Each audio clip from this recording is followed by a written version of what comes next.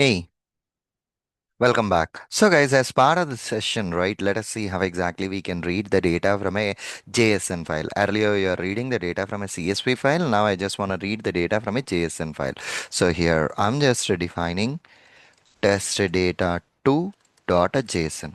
Okay, and I'm defining my JSON information here, and JSON contains usually the key value. So here my username is gonna be the Sureen, and my password is gonna be 1234. That's it. So this is what the JSON has. The JSON contains just a two values, two key and a values basically, and it just has a one set of a data inside that.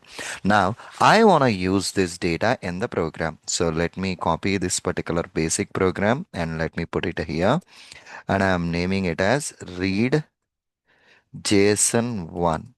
Okay, I'm just defining it as a read JSON one.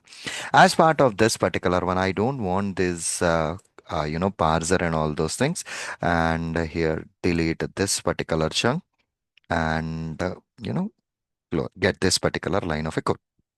And now here, what I'm gonna do, I don't wanna use my file system. So the only thing that I wanna use here is I wanna import my file.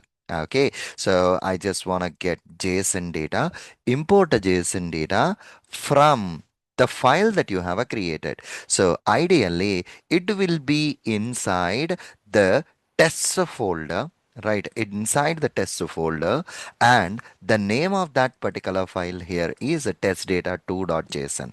Whatever this particular file content is there, it's stored as part of this particular JSON data. So moving further, wherever I want to use this one, right? Okay, so here JSON data. So here see this JSON data dot, I was able to get that values, the username, and the same way JSON data dot a password.